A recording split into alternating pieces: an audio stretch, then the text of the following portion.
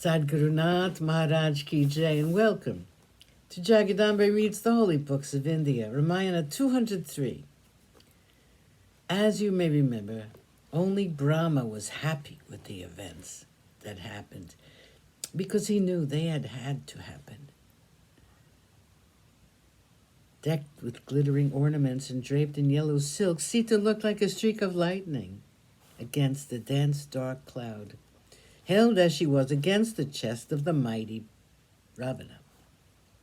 She was wearing lotuses in her hair, and they lay scattered about after falling on Ravana.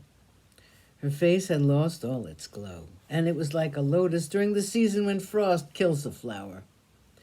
Against the dark hue of Ravana, her face was like the moon, breaking through the clouds enveloping it. The flowers from her hair were falling on the ground, and they seemed to ask her to take them up again. So forlorn they looked. Her anklet fell down on the earth while she was sailing in the sky, held in the arms of Ravana. The fish in the rivers seemed to sigh with sadness when Sita was carried away. The wild animals followed the shadow cast by the Rakshasa, and they were growling with anger. The deer in the forest, which had played with her so often, were now shedding tears.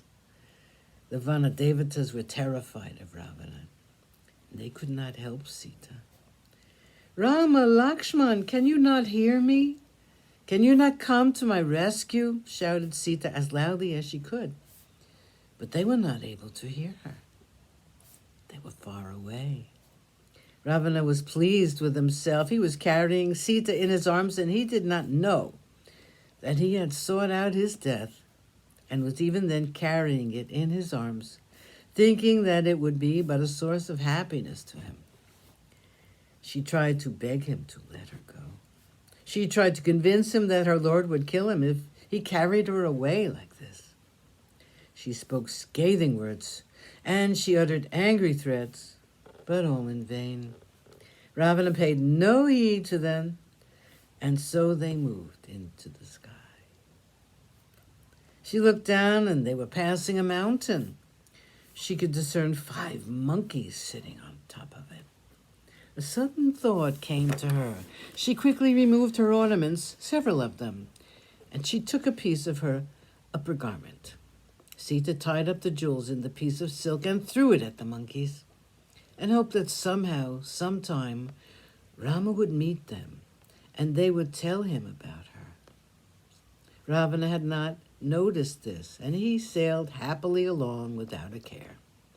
The monkeys saw the beautiful woman in the arms of a Rakshasa, and they saw that he was traveling southwards. They heard her crying out, "Rama, Rama, Lakshman," and they wondered who she was. Ravana went fast like an arrow released from a taut string, and he traveled straight and fast toward Lanka.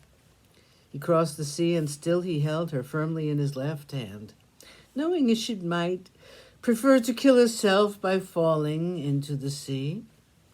Sita was death incarnate for him, and he knew it not. He carried her into Lanka. He arrived in the city and entered his Antapura. He kept her a captive there, and he surrounded her with Rakshasis. He instructed them, "Without my knowing, this woman by name Sita should not be allowed to see anyone, nor should anyone see her. Give her anything she asks for, whether it's silks or food or jewels. She has only to ask, and it should be hers." He then called for 8 of his henchmen and said, "You must have by now heard about the death of Kara and the end of the others at Janasa. This was caused by a man named Rama. My only desire now is to avenge the death of these. Go at once to Janasana and go armed. You should remain there and spy on the movements of Rama. I must get frequent reports as to what he is doing. Attempts should be made by you to kill him, if possible. I know how valiant you are, and that is why I'm sending you to Janasana."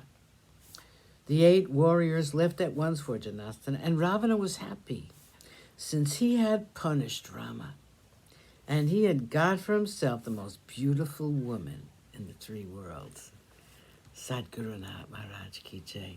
Thank you for coming. I hope you come again.